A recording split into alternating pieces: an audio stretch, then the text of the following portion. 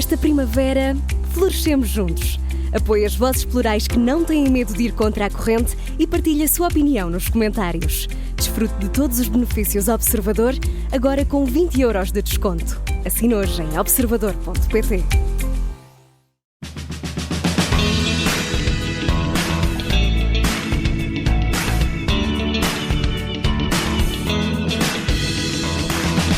Ana Gabriela Ribeiro é uma jornalista e guionista luso-brasileira que estudou comunicação cultural e guionismo em Lisboa, teatro musical em Londres, cinema em Paris, turismo no Rio de Janeiro. De um cosmopolitismo invejável, viveu no Brasil, em Paris, em Londres e está radicada há uns anos em Portugal.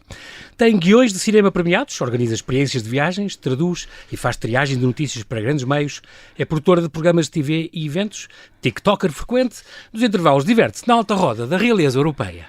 Vê finalmente publicado entre nós este Província Country Club, só para membros, nem tenta entrar.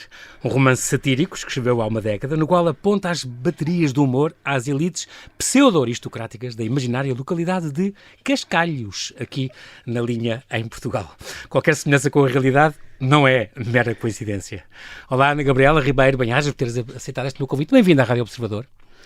Olá, João Paulo, muito obrigada pelo seu convite. É um grande prazer estar aqui a falar contigo. Tu tens uma vida extraordinária, porque tu nasceste no Rio de Janeiro, és carioca, luso-carioca, como uma vez disseste, que eu achei piada, luso-carioca, mas tens uma grande relação com a monarquia. Relação entre aspas, tu tens uma parente, uma tia, que pertence à família imperial brasileira, portanto tu sempre te deste muito com a tua tia é família imperial, a menina está a ver. É muito importante. É caso para dizer, a menina não é filha de quem, é sobrinha de quem. Tu tens uma grande relação, portanto, frequentaste bailes de debut e os conjurados, tudo aquilo. Só que a relação dos brasileiros com a família imperial é um bocadinho diferente da nossa com a monarquia aqui. Bom, vamos começar pelo começo, né? Como a gente diz. Claro. Eu vim para cá muito pequena. A minha tia casou com Orleans e Bragança, da família imperial, e eu tenho minhas primas são da realeza. E elas cresceram lá e eu cresci aqui em Portugal. Mas como todo mundo é primo de todo mundo... Exato, cá como lá. Toda a gente é primo de toda a gente. Exato. E os primos de lá são também daqui. Então eu acabei frequentando a monarquia mais em Portugal do que no Rio, exatamente. Ah, foi? Eu vinha os bailes, os conjurados, isso tudo. Os almoços conjurados, os jantares, as touradas, tudo que... Bailes de debut e tudo. Os bailes de debut todos Casas de fado. Exatamente. Tu não és particularmente tradicional, frequentaste, mas não és grande fã nem das touradas, nem do fado, nem sequer das igrejas, apesar de tu chegaste a fazer parte das equipas de Nossa Senhora, que não te fez mal nenhum. Não. Olha, eu tentei, a verdade é essa, porque eu sempre fui uma pessoa de fora, né? E eu acho que o meu pai faleceu quando eu era jovem, então eu cresci... O pai era português? Era português, a mãe que é brasileira. Exatamente, sim. Meu pai é português, que não era também desse sistema, ele era um cientista, enfim, era uma pessoa ligada à engenharia química, e talvez eu tenha puxado esse lado dele de inovação. Então eu cresci mais no lado da minha mãe, né? Porque o lado materno invadiu, veio das caravelas ao contrário, vamos dizer. Exato. Descobriu Portugal. Descobriu Portugal e foi numa época também, em 84, né? Eu era bem pequena. Quando tu vieste, sim. Então, primeiro shopping. Então, eu 8 anos, 9 anos, eras pequenina ainda. Portugal entrou na União Europeia. Então, eu quase que vi uma transformação do país, né? Durante a minha infância e a minha juventude. Até os meus 20 e poucos anos que eu frequentava esses meios. Então, realmente, eu sempre estava um pouco de observadora, né? Sim. É a casa certa para dizeres isso. Exato. E é engraçado porque tu, no fundo, sentias-te um bocadinho apátrida, porque viveste e trabalhaste sempre entre dois continentes. Tu vives entre o Rio e cá, e Portugal. Você sabe que as pessoas que têm 2 ou 3 sotaques são sempre apátridas, né? Porque... eu mantive meu sotaque carioca, mas eu não sou uma carioca. Eu chego lá, eu sou uma portuguesa. Eu chego aqui, eu sou uma brasileira. Então, até entender que isso aqui é minha casa, demorou. Porque sempre que eu abri a boca, de onde que você veio, por que você está aqui, e não realmente eu contava a minha história, né? Eu fiz a minha história para contar a minha história. que é assim, como é que esta brasileira está enfiada neste meio social, não é? Sim. Do nada, porque também não tinha um nome real, entre aspas, para usar. Porque... Não eras Orleans e Bragança como a tia. Exato. E as primas. Eu sou só uma Ribeiro, não é? E aí como é que essa mulher está enfiada em tudo? Não brinques, e com esse... Martins Godinho da Fonseca Ribeiro, Sim, não brinques. Eles exageram com essa mania. Mas é engraçado porque, e tu falaste da família real, mas de facto, como tu dizes, é importante para quem conhece. E popularmente a família real no Brasil é vista como chique e como dona das terras também. E quando houve o plebiscito em 1993, já lá vão 30 anos, havia gente que ainda acreditava que a família real era quem tinha escravos e tal. Não. Havia uma ideia um bocado errada ainda. Mas existe, isso é um problema de percepção, eu acho que em geral, né? Porque você associa a realeza, ninguém deslumbra a vida da filha do presidente, né? Sim, é verdade. As pessoas deslumbram a vida de uma princesa. Exatamente. E o que é uma princesa? É o que as pessoas têm no imaginário Exatamente. Coletivo. E o imaginário... E das histórias e dos filmes. Exatamente. E tudo, não é? O imaginário coletivo no Brasil, com a diferença, por exemplo, entre a Europa e o Brasil é um país novo. Então, a história, ela é muito dada rapidamente. E se você for... Você já deve ter ido ao Rio, não sei se você já foi. Sim, já. Mas o Rio é uma cidade que é um exemplo de construção-destrução. O próprio patrimônio... Sempre a ser renovado. Sempre sendo renovado. O futuro é mais importante do que o passado, né? Então as pessoas recebem a história de um jeito, fica lá, quando tem história, né? Porque é um povo recente. Muito recente. E a nossa cultura acaba sendo, a cultura carioca, uma cultura muito mais ligada ao cotidiano, à vida, à música. Isso que eu ia dizer, às artes, muito importante. Às artes, do que a história, né? O respeito pela história é muito diferente. E é engraçado porque eu li uma entrevista tua em que tu dizias que eu tive que ir em 2018 fui aprender a história do Brasil, porque eu praticamente não sabia, quer dizer, vim para cá novinha, e a história que eu aprendi foi cá, porque nós estávamos nos colégios, no Santos Julians, não sei o quê, portanto, e foi só muito mais tarde, há 6 anos, é que fui aprender a história que também é do meu país, no fundo, também é. Isso que é mais importante, porque eu resgatei, como a gente diz, eu adoro uma palavra que se usa muito em história da arte hoje em dia, que é ressignificar. E hoje em dia eu ressignifiquei a minha identidade brasileira. Sim, porque eu, como vim para cá muito... Atribuíste-lhe peso, dimensão. Como eu vim para cá muito pequena, Bonito. Eu sempre fui a brasileira que foi educada em Portugal. Então eu aprendi como todas as outras crianças, o que era suposto aprender aqui, não é? Claro. Desde o Luís de Camões, a história contava o Vasco da Gama, enfim, tudo contado do ponto de vista europeu. E realmente, por exemplo, essa fugida da família real para o Brasil não se fala muito aqui na história, não se conta realmente como é que foi. Foram mais de 15 mil pessoas que foram para o Brasil em barcos. E a construção de Lisboa do outro lado do mundo, né? Durante 14 anos, Lisboa teve na América Latina. A capital do Império estava toda ali. Exatamente. E ninguém fala. O que nunca tinha acontecido em nenhuma realeza europeia. Exatamente. É incrível, para fugir ao Napoleão. Então eu só aprendi isso durante os meus estudos lá. Sim. É impressionante, porque a força da cidade vem desse início de construção. Depois o Rio era a capital, né, do reino, exatamente. Do reino. Aí foi perdendo valor com São Paulo, enfim, com outras formações e tudo do século XX. Mas era de lá que... E depois Brasília, né? Claro. Exatamente. Engraçado. E há outra coisa engraçada que tu falas, que é o Quinto dos Infernos. É exatamente uma série da Globo, não é?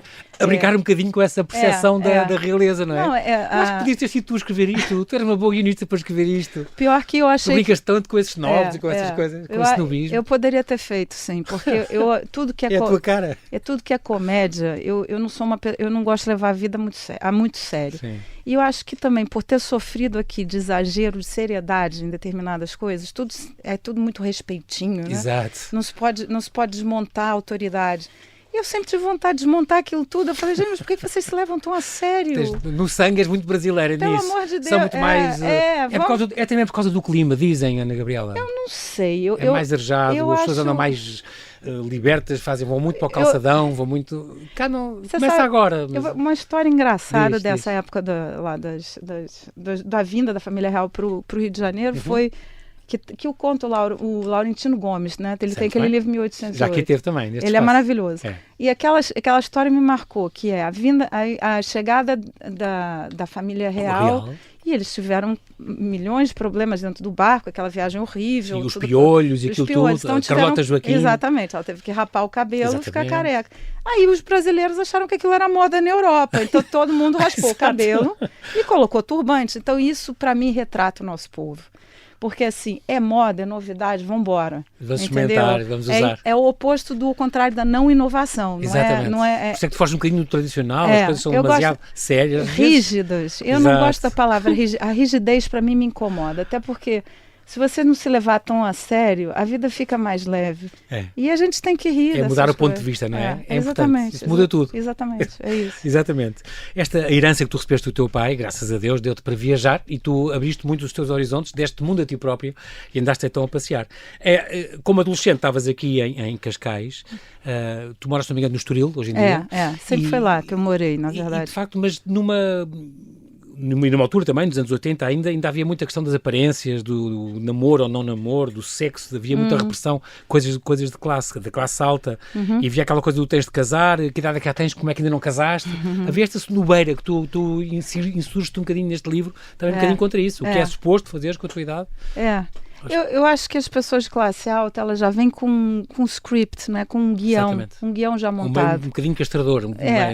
Não estava muita liberdade. Eu acho a palavra bocadinho até muito bonita, mas é bastante castrador. Sim, neste caso aplica. É bastante castrador, porque a gente tem duas coisas. Nós não estamos numa economia que é a mais rica do mundo, obviamente, então os recursos são finitos, não é? Sim. E acaba que ainda existe nós estamos a falar dos primos, a brincar com a história dos primos, mas a forma das pessoas se manterem nos seus grupos é entre casamentos, até hoje. Exatamente. O tema do província é isso, se você não se casar com uma pessoa de lá, você nunca serás lá. Faz parte até dos estatutos que está aqui no teu livro, os estatutos do teu clube, ou é casado, ou se mesmo que enviou, mas já sai do clube. Sai já do não clube, porque é uma mulher, entendeu? Exato. Se fosse um homem, a mulher ainda, né? Eu quando fui para a França e morei lá quase 6 anos. 6 anos, foste lá estudar e voltei, aí é que eu entendi onde eu tinha estado. Porque você só consegue às vezes entender o buraco ou o aquário que a gente está dentro, né?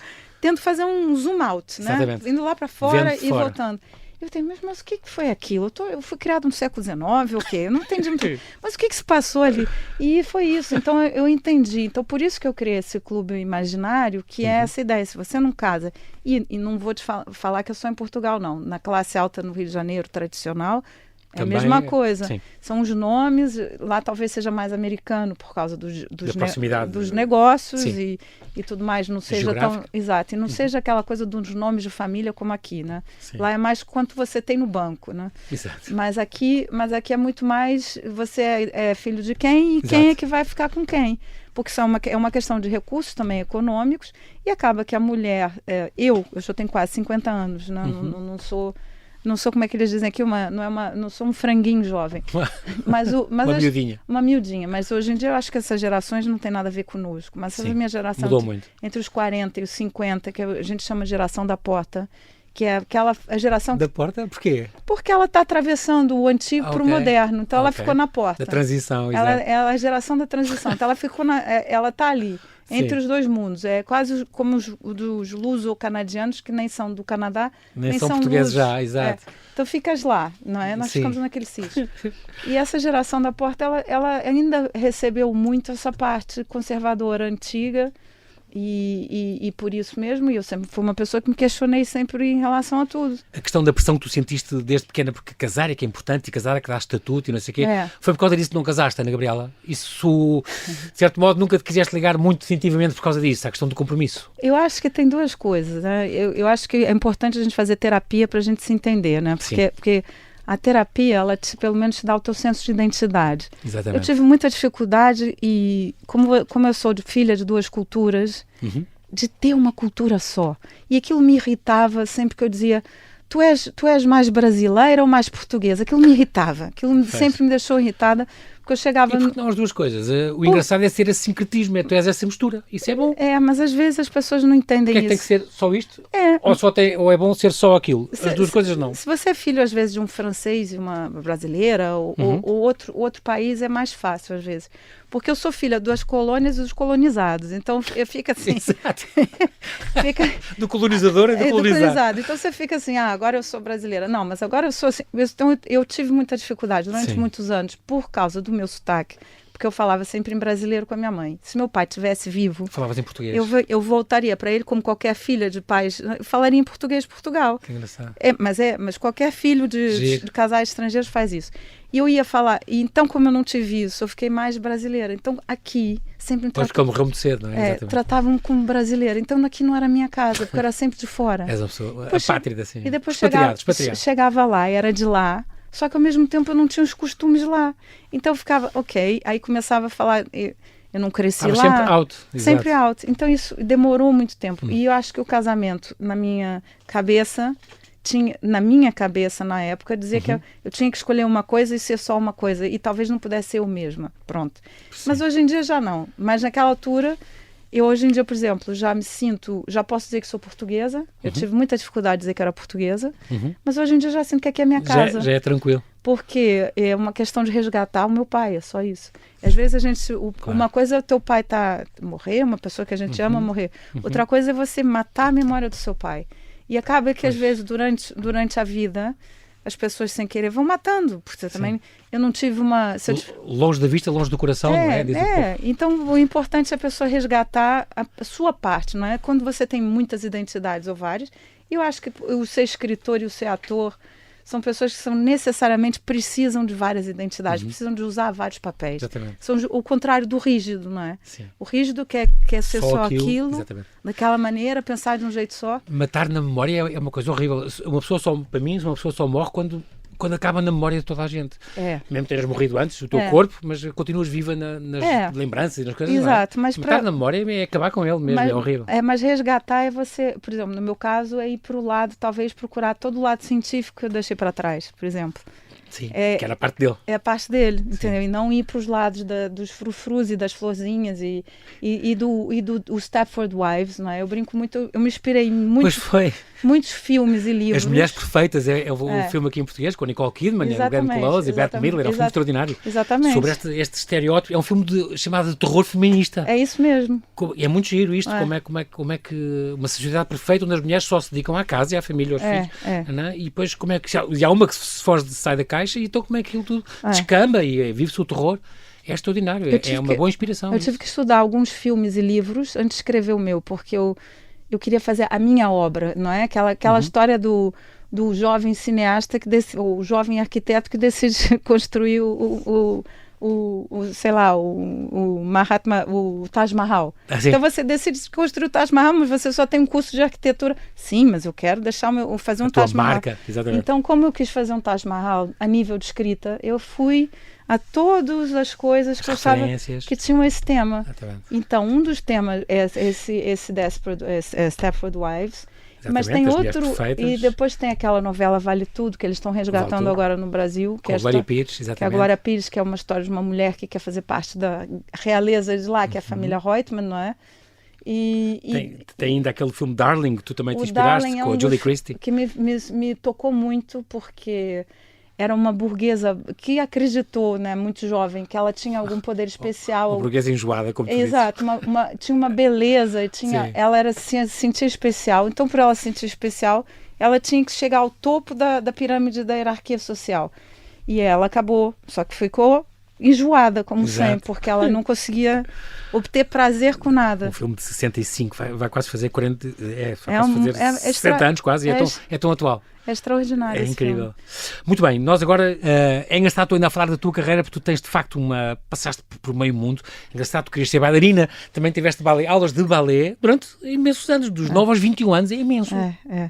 Eu acho que era assim um sonho de uma carreira? Eu acho que assim, eu acredito que existe uma coisa genética em nós que nos faz ter umas tendências e outras tendências. E a minha família do lado da minha avó tem umas tendências artísticas muito fortes. Mas eu sempre fui muito viciada em música e movimento. Para mim são duas coisas, e quando você é criança e você tem acesso a espetáculos maravilhosos, Exatamente. com bailarinas a rodopiarem em luzes, isso é das coisas mais bonitas, a beleza, a estética A tua e mãe o movimento. levava-te assim a espetáculos desses? Não sei Muito. o quê. Minha família do lado da minha tão mãe, bonito isso, eu sou... ter levado essa arte toda Foi. desde pequena. E o contraste Importante. foi muito, é muito importante, assim, e eu sempre fui muito obcecada no movimento. Eu gosto muito daquela Sim. questão olha, eu acho que é uma frase forte isso, mas é de poder desaparecer no movimento, ou seja, me fundir com a própria natureza, mas em movimento. Sim, Assim, rodopiar igual uma maluca. E eu sempre sonhei muito em voar, desde muito criança. Ok. Então acho que eu tenho esse pássaro dentro de mim. Tiveste aulas então na Ana Rita Monjardim até aos 21 anos. Também fazes ténis e ski. Pronto. Na tua formação académica, tiveste uma escola bastante tradicional no Estoril, depois no St. Julian's, o Colégio Amor de Deus também em Cascais, e depois foste então para as universidades, estiveste na Católica, aí foi comunicação social e cultural, depois estudaste em Paris, na American University, relações públicas, jornalismo, marketing e política americana. Engraçado porque tu vem agora aí as eleições, ficaste estudando política americana. Preocupa-te agora, não estás preocupada? Olha, estás a par do que vai acontecer agora a 5 de novembro? Tens medo? Você sabe que é o problema? Quando você estuda demais, você acaba assim, você acaba querendo não estudar tanto. Eu, assim, por um lado, o que nós estudamos mais, eu fiz um seminário de construção de um político, vamos dizer, como é que eles usam as técnicas de vender produtos para vender políticos. Marketing político. Marketing político. Sim. Então, depois que eu estudei isso, acaba que eu quero desconstruir essas mensagens e não a construção, porque tem filmes maravilhosos, agora fizeram aquele filme do Brexit também, sobre como é que ganharam a campanha política através do Facebook e tudo mais. São escritórios, spin doctors, então, não é? Tu hoje vês um debate assim entre Trump e Kamala Harris, já consegues distinguir e perceber o que é que ele está a fazer bem, o que é que ele está a fazer mal, como é que ela podia ganhar, como é que... Mas é tudo construído, não é? Você, por exemplo, eu lembro de uma coisa que marcou muito. Eles queriam que o Kennedy ganhasse numa época, então bora filmar o Kennedy de um jeito e o Nixon de outro. Exatamente, esse debate foi famoso, aí foi a primeira vez que se falou verdadeiramente de marketing político. A cor da gravata, os gestos, muito importante. E aquilo das armas de destruição em massa, não é? Também foi uma coisa que foi muito falada no curso. E uma coisa que ficou para sempre para mim que foram as teorias do Freud, que foram parar nos Estados Unidos, que foi o Bernays, que eram relações públicas muito famoso, que começou a vender cigarros com as teorias do Freud, ou seja, a companhia do tabaco não vendia cigarros às mulheres. Sim. Então ele criou uma campanha publicitária, marketing jornalística, colocou umas meninas, umas misses daquela época, a fumarem cigarros e a dizer que aquilo era como é que se traduz? Torches of Freedom, uma tocha da liberdade.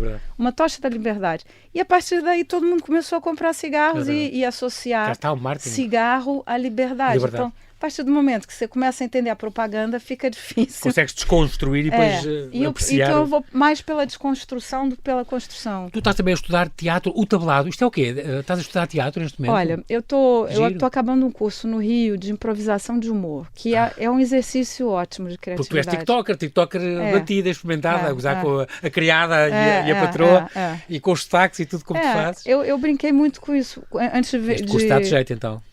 São técnicas para a aprendizagem disso? Eu, antes de vender o livro, de colocar o livro, eu criei outros produtos dentro do gênero, né? Que é sobre classes sociais. Hoje em dia eu pretendo escrever outra coisa, mas eu brinco muito com as classes sociais. Vais mudar de género? Não. Então? Não sei, mas eu estou com uma coisa mais educativa, talvez, mas com humor, sempre com humor. Sim, nunca... porque isto é muito importante. Este teu livro, aliás, escreveste entre 2011 e 2016, já lá vão mais de 10 anos. Mas quê? Não conseguiste publicar logo, as editoras fecharam as portas, só agora é que saiu, e em cima era uma editora catalã. Não, o que acontece Autografia. Porque não, é muito difícil, não é? Um escritor que não é conhecido... chegar com uma história. Com manuscrito e depois ser publicado. E eu até tive uma editora na altura, que não sei se devo dizer o nome, não interessa, mas ela mudou de ideia. Ou seja, ela aceitou primeiro. Primeiro aceitou e disse-me uma coisa que foi, põe Angola. E eu não tinha nada de Angola no livro, na época, e pus Angola, porque... Fizeste uma milionária angolana. Pronto. Porque não era a época que os angolanos estavam chegando no país e comprando as coisas. Porque nem 10 anos ou 12 anos já estava, podia atualizar, mas a grande parte ainda continua tudo atual. É extraordinário. Ainda podiam pôr chineses, podiam pôr todas outros que vieram comprar o país. Exato, exatamente. Mas na altura ela falou, põe Angola. E eu mudei a época do livro, porque o livro, a minha história pessoal, passa em 97, 98, okay. 90, e passei para 2011. Então tem essa graça de sair do século XX para o século XXI. Exato. Que faz essa transição. Mas é um romance de porta. Pronto. E aí, por causa de por ela não ter, depois não pôde publicar o livro, eu pus ele online há algum tempo. Okay. Só que online é como se você estivesse num armazém perdido, não é? Aqueles armazéns gigantes da Amazon. Está lá no prateleiro algum, ninguém dá para ver. Agora, uma única vantagem que eu posso falar, eu sofri muito com esse processo todo, porque eu acho que o processo... Da publicação do livro? Sim. A gente vai crescendo, não é? Ao longo o processo de criar e o processo de vender, não é? São dois processos. O processo de criar também faz sofrer. Sim. E o processo de vender é outro, né? Dois de parte. É dois de parte. Mas uma coisa boa disso tudo foi que nesses 8 anos ou nesses 7 anos que eu não vi o livro, que eu tentei também fazer ele em Netflix e tudo mais, mas sem ler o livro como obra. Eu li assim parte, olha, vou tentar adaptar isto para um concurso do Netflix em 2020. Okay. Eu falei, eu vou tirar isto, eu vou limpar isto. Eu dei aquele respiro. É como você deixar um vinho respirar. Exatamente. Então limpei aquilo e falei, agora sim, agora ele está no ponto. Não morremos hoje. Exato. Muito bem, em Boston também foi muito giro, passaste por lá, em Boston, olha, foi na altura de quando estava ambientado o livro, em 97, onde fizeste também uma formação na Boston University, onde tiveste, dizes tu, fui atrás de um príncipe e descobri um mundo, isto é verdade? Ias mesmo atrás de um... É, porque eu quando era muito nova... Tens que falar dele e ter falado do professor. Vou falar. Eu quando era muito nova, eu achava, pela educação que eu tive, era meio Rapunzel. O príncipe vai me salvar, vai me tirar da minha solidão, da minha torre, vou casar e ter meus filhinhos e tal. E era basicamente o que eu fui educada pela minha família, então do Brasil também, não é só daqui. E havia lá realmente um príncipe, havia um que eu achava que ia me salvar, que morava em Boston na altura. Só que mas era americano? Não, brasileiro mesmo, estava lá. E era primo das minhas primas. Do primo das Orleans e Bragança. Exato. Eu fui assim, eu estava aqui na Universidade Católica e não estava assim super contente, o curso para mim estava muito teórico. E eu falei, vou lá passar umas férias com a desculpa, porque infelizmente na minha educação, se você falar que vai atrás de casamento, tudo bem, se você falar que vai atrás de fazer teatro, já não é tão bom. Pois é. Mas aí fui com a desculpa, fui com a desculpa e tal. E aí tive umas 2 ou 3 vezes com ele, o homem depois fugiu, graças a Deus, também não quis nada comigo. Mas o fato é que acabaste de ficar lá eu abri um mundo que eu primeiro 2 coisas, é aquela coisa que a gente gosta de ser vista, não é?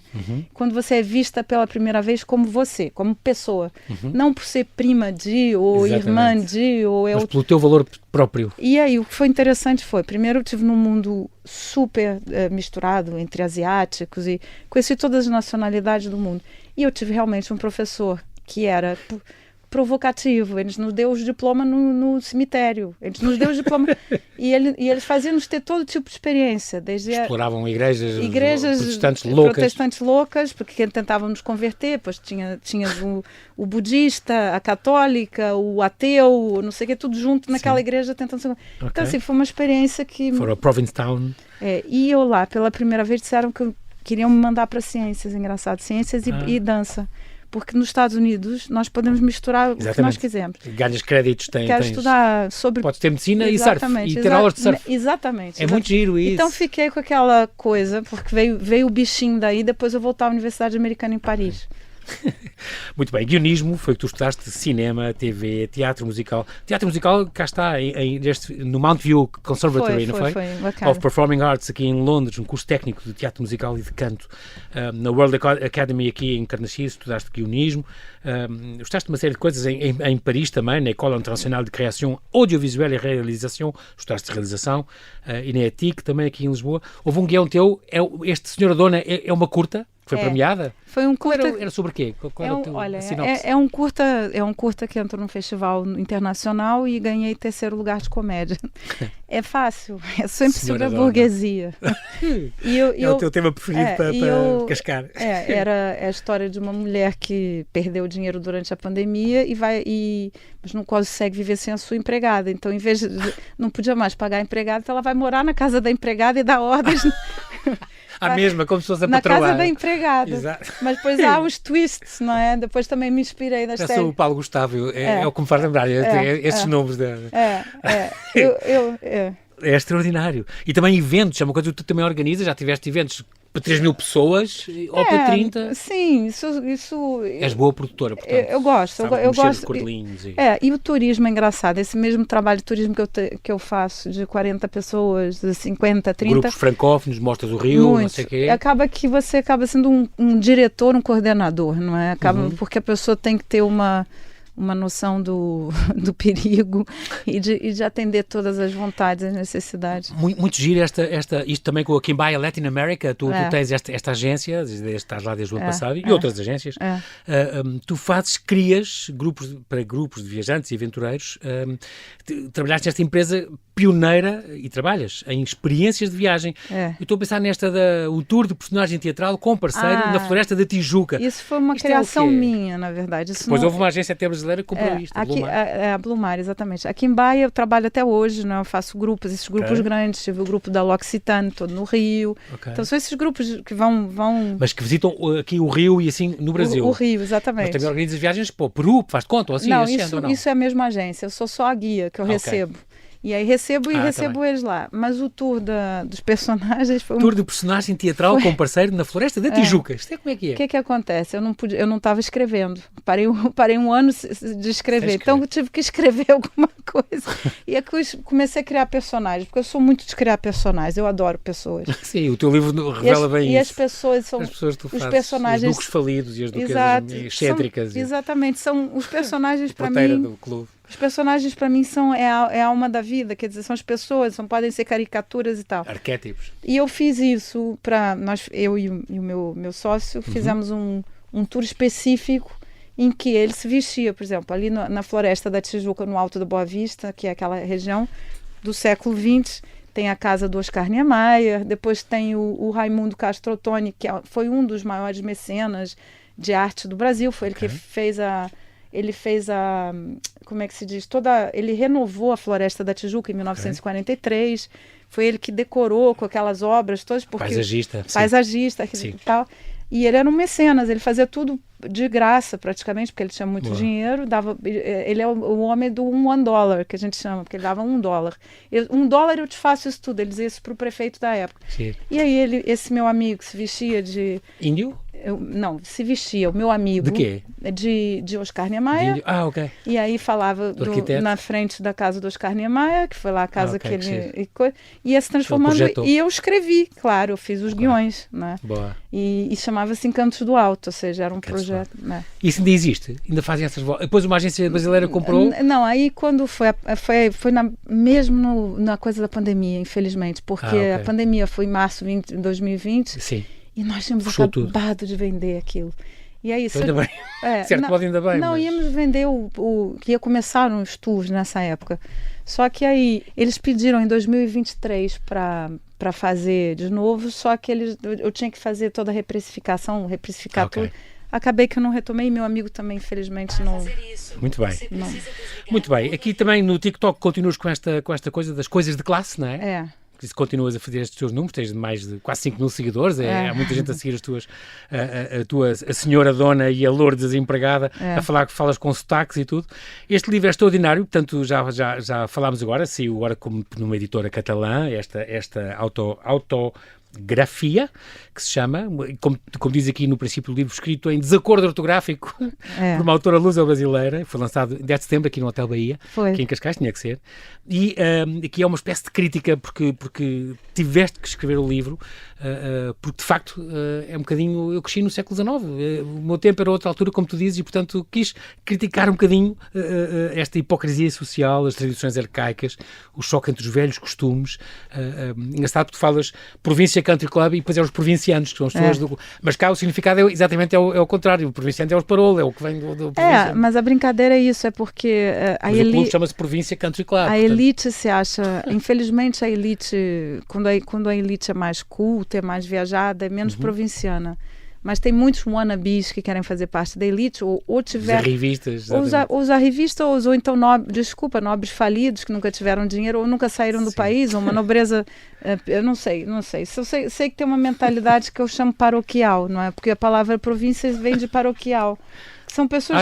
Vem daí? Não sabia. Se você for ver no dicionário em inglês, explica que são pessoas que têm um mindset, hoje em dia eu uso essa palavra para tudo, muito paroquial e muito dentro daquela caixinha, não tão abertos. Naquelas baias, não é? Eu estou a ler agora de página 32, tem os Estatutos de Província Country Club, antigo Province Country Club, 1911, e diz: as mulheres, artigo 2, as mulheres só podem ser provincianas, sócias, através do casamento com uma das famílias membro. Estas ficam automaticamente sócios do clube do julgo de província, liderado pela primeira duquesa de Ladratia, que se reúne uma vez por semana para julgar e vigiar a vida dos outros. Também serão obrigatórias as discussões sobre os escândalos da Corte Internacional. Artigo 6. Será obrigatório para todos os membros do Província Country Club seguir as normas dos seguintes manuais. O nome dos manuais. Como viver das aparências. Outro. Manual da mãe de família.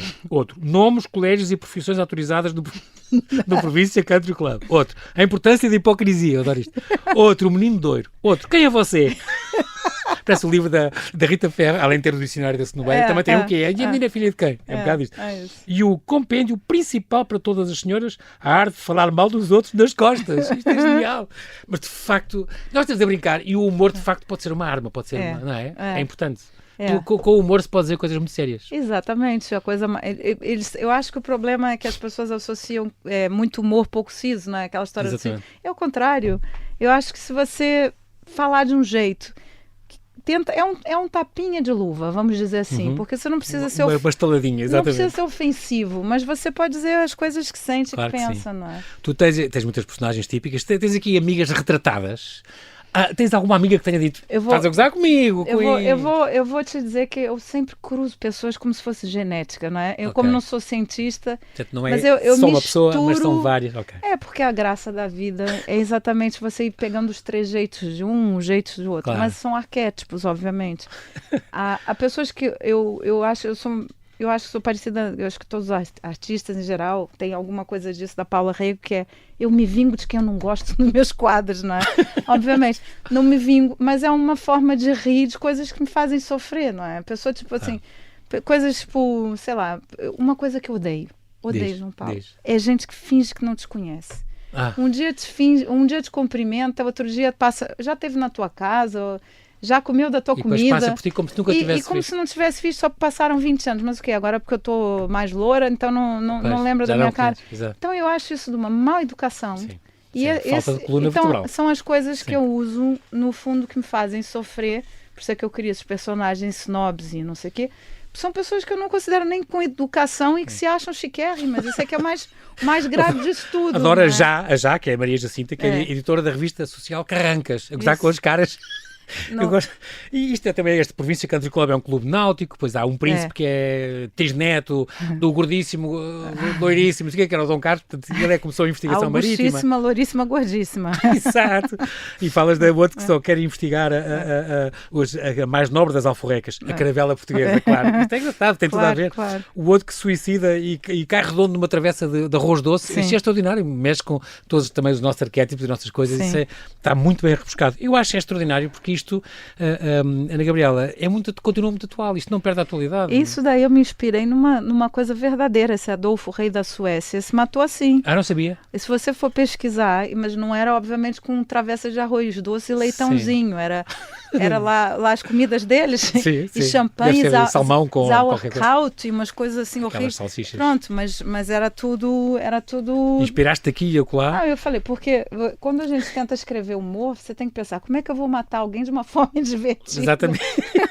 Nem sempre será fácil, com certeza. Mas é giro também, porque tu agora estava-me a lembrar, a ver este livro, que tu também andaste metida em bailes da realeza e por essa Europa fora, houve uma altura em que frequentavas a festa da italiana, da Colonna, da Vitória, não sei o quê.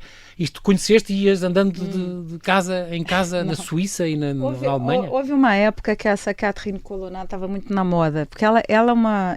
Nem sei se o título dela é verdadeiro ou não me interessa. Sim. Só sei que ela sabe monetize, fazer dinheiro com o que ela tem. E ela conseguiu ter dois bailes que muitos arrivistas e muitos wannabes e muita gente achava muita graça que ela conseguiu atrair, que um era no Mônaco e o outro era em Paris. E no Mônaco, ela conseguia a presença do príncipe Alberto. Pronto.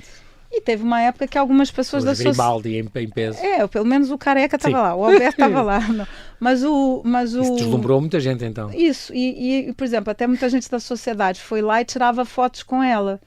E eu primeiro eu fui 1 ou 2 vezes, até conheci a tal da família Bernadotte lá, que me convidou depois para o castelo delas, lá em Mainau. E aí sim, realmente foi um baile mais principesco, vamos assim dizer, mas só alemães. Então era eu, um grupinho de portugueses e os alemães todos a falar alemão. Os alemães também têm muitos títulos por todo lado, por tudo e por nada. Tem. E ela era sueca-alemã, a prima da princesa lá da Suécia, família Bernadotte, e muito bonita a ilha dela. E fui umas 2 vezes lá, que foi ótimo, foi divertido. Mas o da Catherine Colonna era mais comercial, é tudo muito patrocinado com marcas e tal, e eu cheguei a trabalhar com ela. Que sim. Portanto, eu fui de convidada e fui por dentro, e fui de funcionária de evento, e é muito diferente, né? Muito bem. E não digo mais nada. E vamos mesmo ficar por aqui, é melhor. Ana Gabriela Ribeiro, quero agradecer muito esta tua vinda aqui à Rádio Observador. Deixo aqui assim que nos ouve, esta dica, Província Country Club, só para membros, nem tenta entrar. Uma história satírica, uma metáfora à nossa sociedade mais fina, aqui pela mão da Ana Gabriela Ribeiro, esta magnífica jornalista e guionista e produtora luso-brasileira. Um grande beijinho e até breve. Muito Volta sempre obrigada, com mais obras, João ficamos à tua Paulo, espera. Muito obrigada. Foi um prazer. Eu também. Obrigado. Um beijo.